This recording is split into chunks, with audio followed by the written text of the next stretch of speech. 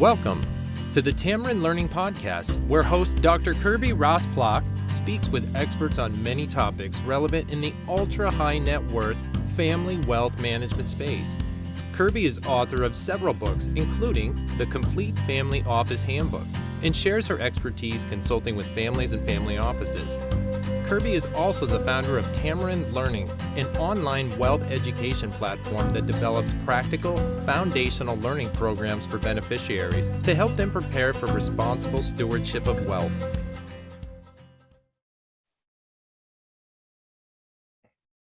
Welcome to the Tamarind Learning Podcast. My name is Kirby Ross-Plock. I'm your host today, and today we're talking about ethical wills and legacy of values. So I'm so happy to have with me today Iris Wagner. She is the founder, president, and CEO of Memoirs Productions, and she's a longtime dear friend who has done some incredible work in the family wealth space to help families bridge continuity and to capture their values and their stories and their significant life events in a way that gives me goosebumps.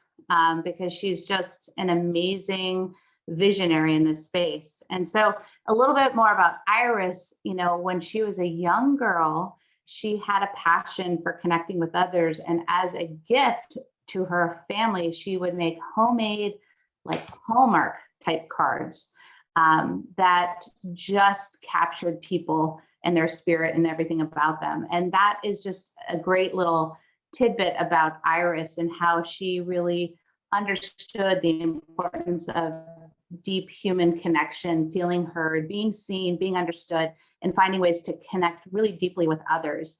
She translated this, into her passion for creating video ethical wills and high quality production films for individuals that helps to capture their life stories, lessons learned, and just really inspiring stories that are move the needle transformative, the kind that make a next generation of a family or a community really deeply understand somebody's life, what their contribution was, what was important. So I'm thrilled to have Iris here today because she's even transformed herself and her practice recently as we've lived under these incredible scary times of COVID, and not that she doesn't keep providing broadcast quality films to her clients, but she's also helped turn over a new leaf and kind of elicited the super Zoom ninjas of the world to realize that we can do this actually locally at home from our dining room tables, our home desks, and we can create some incredible pieces as well. So we'll get into that more. But with that, welcome, Iris. Thank you so much, Kirby. I'm so thrilled to be here. And I want to just start off by saying a little story, perhaps, starting off. I just had a call a recent while ago, first thing in the morning, from a roughly 50-year-old daughter of a client that we filmed, who her father, who's now passed, was a reformed alcoholic, 27-year alcoholic, and he overcame and managed to run a very, very successful real estate business, family business. She called me in tears in the morning to say that at midnight the night before, she was heading to bed and she heard tears coming from her son's room. Her son, who was actually plagued with a cocaine addiction, 17 years old and starting with a cocaine addiction. And she just said that she cracked the door open a peep and he looked at her with tears in his eyes. In front of him on his screen was his grandpa telling him about how he got over alcoholism. And he looked at his mom and he just said, "Help me, please help me. I want to get over it like grandpa did." So that's why I'm in this business. That's why I do it, to get those kinds of experiences, those transformations within generations of families. It really is quite powerful. Well, you're making me cry. I know that was getting at your heartstrings as well. And I think, that's what's so powerful. And maybe people don't understand, what exactly is an ethical will, and how do those moments that you just described, how do they factor in? I mean, an ethical will might sound formal and, at a distance, but what you just shared is so real, so palpable. So maybe you can help us, navigate the two. Sure. In this case, the interesting part of the story is that there is a world of resources out there for this 17-year-old. He could have gone to numerous places, but instead he turned to family, his grandfather's story that was inspiring and was recorded. And of course, unfortunately, he could no longer communicate with the grandfather. But those kinds of values and stories that are communicated make up the parts of the ethical will. It just makes you think, where would this kid be? Mm-hmm. So it's never too early to start an ethical will. I have someone that has worked with us who was 41 years ago. It was right after the World Trade Towers fell, and he was 38 or 39 when it happened, and he had two best friends working in those towers that perished, who had young children like him. And he looked at me and said, I could never forgive myself with a 7-year-old, a 5-year-old, and a 2-year-old at home to not record my values and my beliefs and what I've learned in my life, so that they would know me. And he started at 41 and updated it since then. Of course, it's years later, but it's never too early. And tell us, what do you think, what goes into an ethical will? What are the kinds of things, help me get a picture, because I'm hearing you say you're crafting these ethical wills through film and story, but how would you define them? It comes from storytelling of one's life.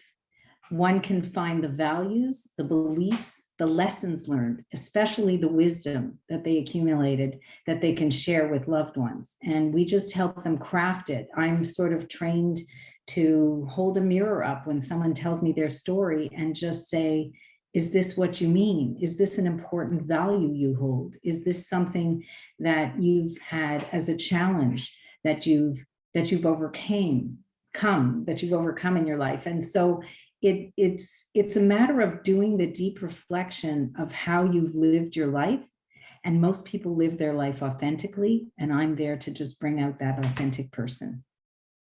Well, and it also sounds like you're creating a record, right? I mean, I think one of the hardest things is our memories sort of fade and our accounts get a little fuzzy of what actually happened, but to give voice to someone's story from their actual voice, it's incredibly powerful. And, I think about how you link ethical will to, say, your values.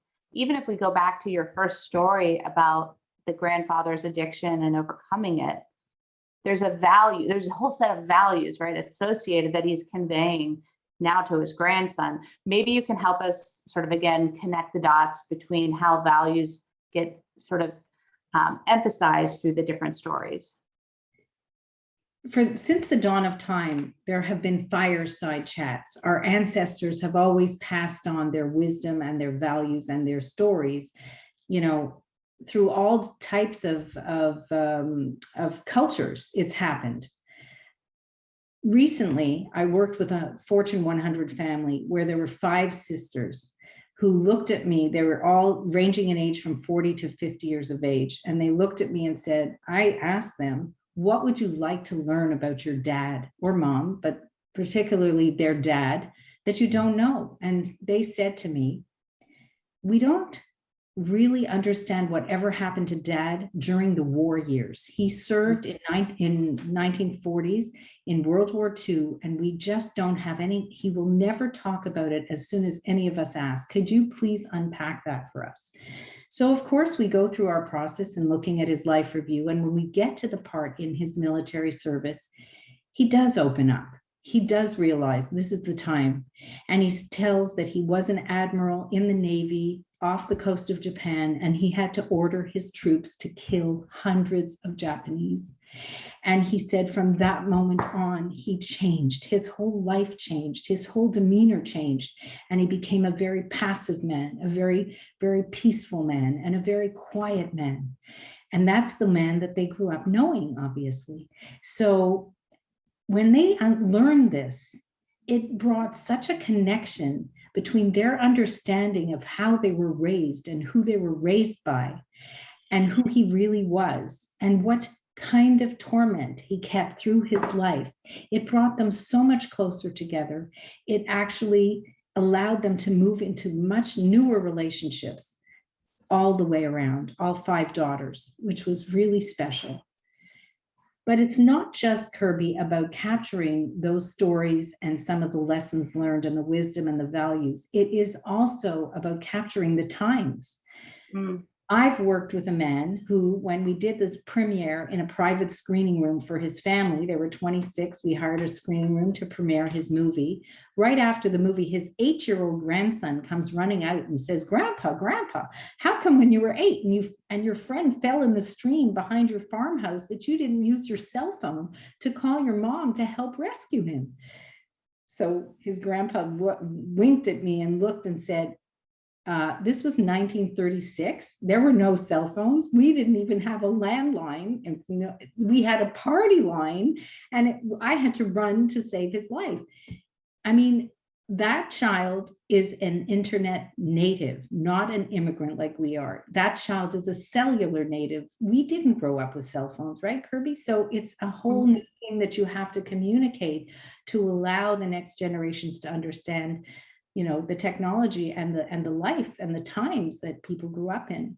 So that's really important.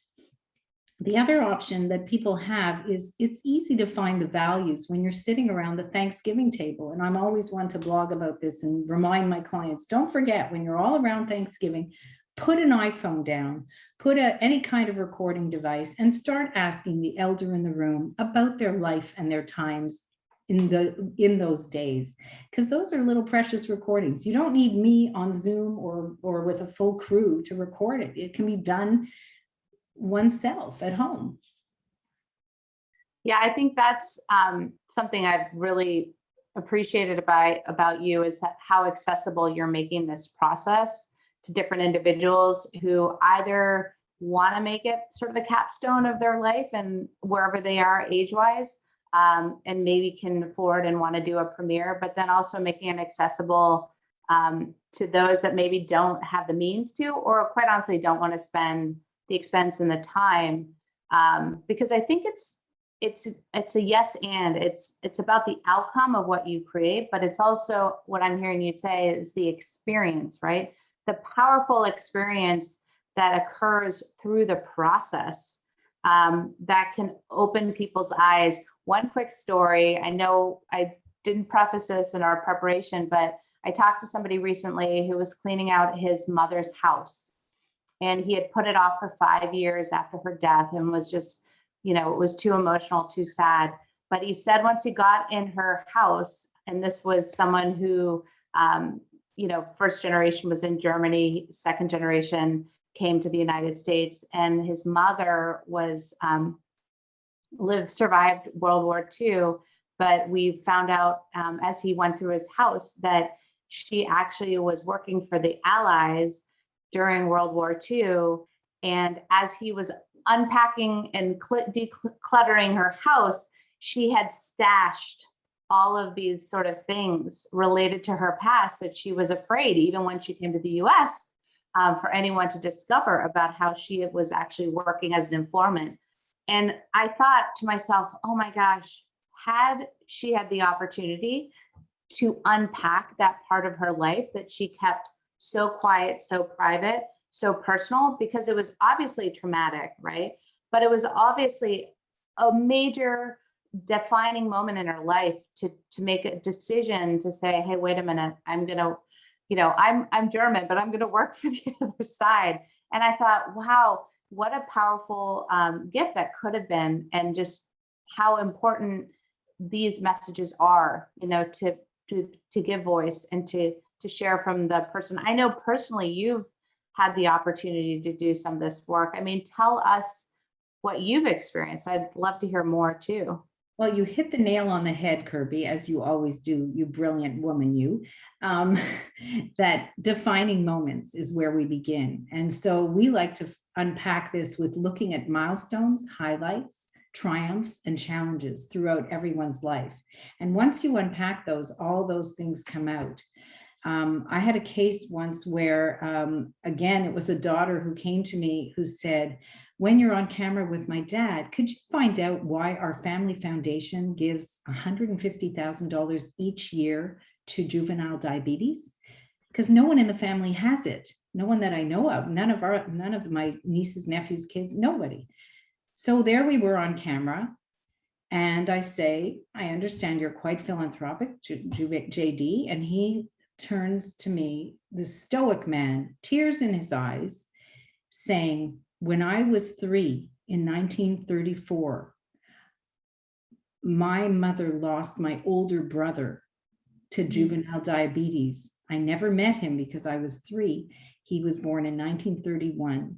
And from that moment, my mother changed. As I was told when I was 17, he said she died of heart problems. Her sister said that her heart was never the same after she lost her first son. She was never the same woman. So at that age, he vowed to give a certain percentage of his income every year to juvenile diabetes in honor of his mother. I'm going to get verklempt again.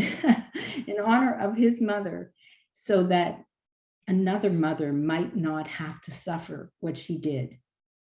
And he built an amazing, huge multinational business, and they give now millions of dollars to juvenile diabetes. And because once the family heard it, the daughter and the sons, they changed the bylaws of the family foundation to say that in perpetuity, they would always give that percentage to juvenile diabetes.